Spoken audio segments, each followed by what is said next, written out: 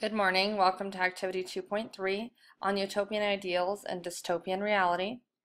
We have 3 learning targets today. Please number your learning targets. Number 1, please number 2, and number 3. These are our objectives for the day. Number 1 says, explain the difference between a utopia and dystopia. Please share with your shoulder partner what the difference is between a utopia and dystopia now.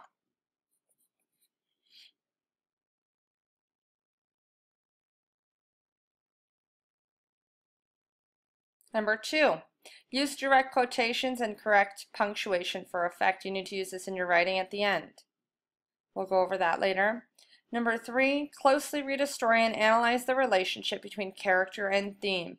Be thinking about how the character plays a role in the theme or the life lesson. Please share with your shoulder partner the definition of theme, which is life lesson.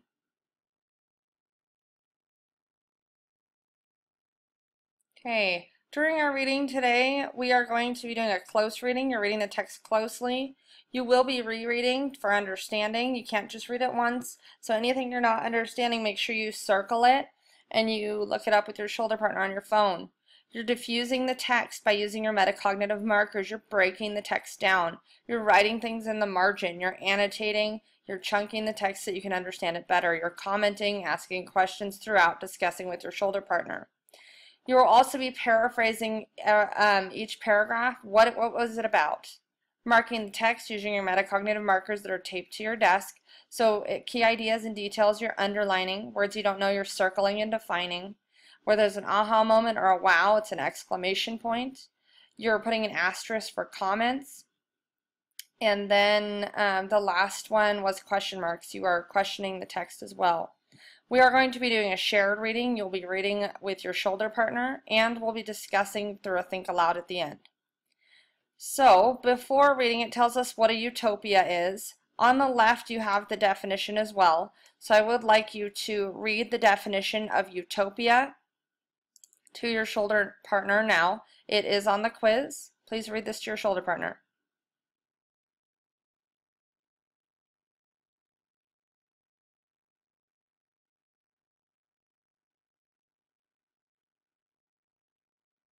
Okay, a utopia is basically an ideal or perfect community or society, so we're here before reading. Read the following informational text to learn about the development of this concept. How did a utopia even start? First paragraph on how a utopia started. The Western idea of utopia originates in the ancient world, where legends of an earthly paradise, example Eden in the Old Testament, the mythical golden age of Greek mythology, combined with the human desire to create or recreate an ideal society, helped form the utopian idea. So when they're talking about the Eden in the Old Testament, they're talking about where the Bible, before Adam and Eve took a bite out of the apple, there was no sin. It was an ideal society. It was a utopian society. But once they took the bite out of that apple in the Garden of Eden, then sin was allowed to enter into the world. So although we don't live in a dystopian society, we also don't live in a utopian society either. And this is also combined with the mythical golden age of Greek mythology, so all of the gods and goddesses that you learned about last year. All right, the English statesman Sir Thomas More, 1478 to 1535, wrote the book Utopia in 1516, describing a perfect political and social system on an imaginary island named Utopia. Could you imagine it if we had a perfect political system and a perfect social system in our world? That would be crazy. The term utopia has since entered the English language, meaning any place, state, or situation of ideal perfection. Both the desire for Eden-like perfection and an attempt to start over in the unspoiled America led religious and non-religious groups and societies to set up communities in the United States. These experimental utopian communities were committed to such ideals as simplicity, sincerity, and brotherly love. Now, I am going to have you think about your own utopian society or community. So what would be your perfect world? If you had to define a set of values that would be found in such a society, what are 3 you think would be the most important? Compare responses and look for consensus with people around you. So I'm going to give you 1 minute. What are the 3 things that would make a perfect society? Please write those now. 1 minute.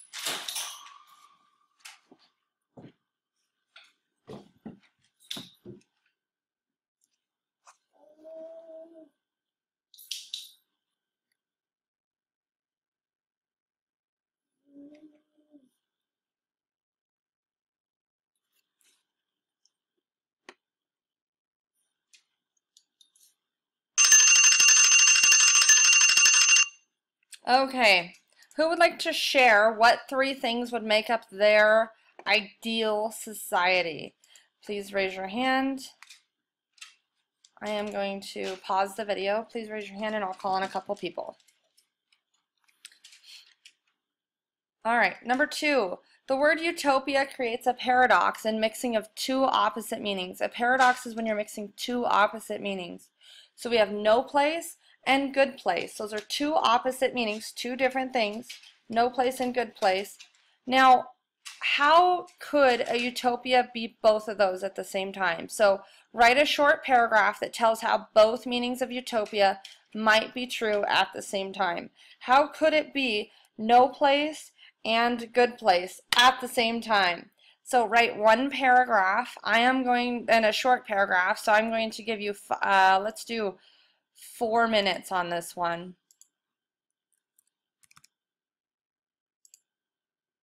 Okay, 4 minutes.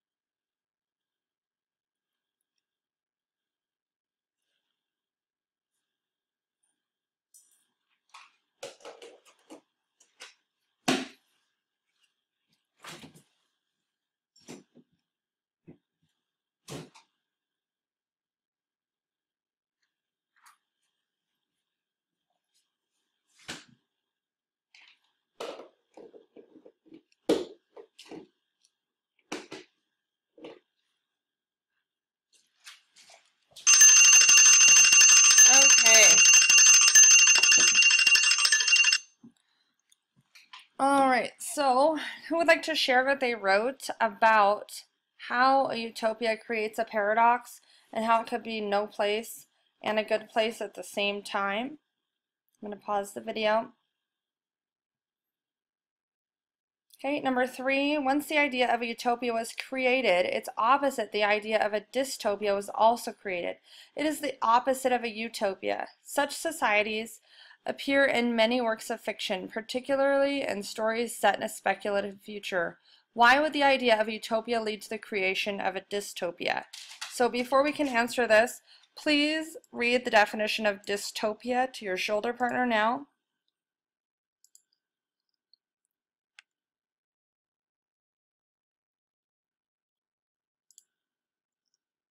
Okay, please answer number 3. I'm going to give you 1 minute.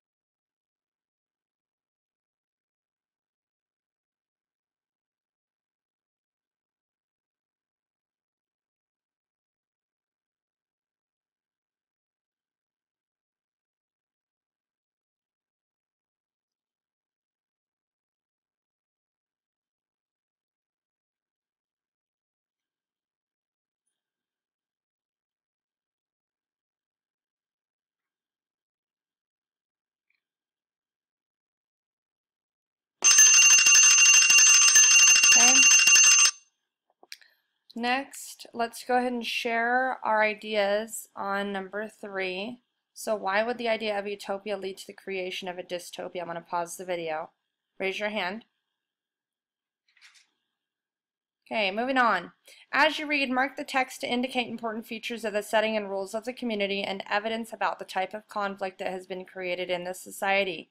You are going to be doing a sad face for all the dystopian aspects, whether it's setting, conflict, or, characters. What is dystopian in this story? Sad face, sad face, sad face, as you're marking. You're also using your metacognitive markers throughout. So, as you're reading the text, I want to make sure that you know you are supposed to mark the text, circle words you don't know, and define them. Underline key ideas and details. Put questions and actually write a question in the margin to help guide you through the text. Ask your shoulder partner. Reactions for wow moments. Comments. Any comments you have of the text. So every paragraph I should see one of these. Okay. So you are putting sad faces throughout the text. You are for dystopian aspects, and then your metacognitive markers, which are also on your desk. You are going to read this article. You also have these questions on the side. On 102, you have 8 questions this time that are on the quiz. So on page 102, your first one says, why does George have mental handicaps? Why does Hazel have any? What are some of the sounds George must endure? So that's number 1. Please number this number 1. So I'm going to add that we are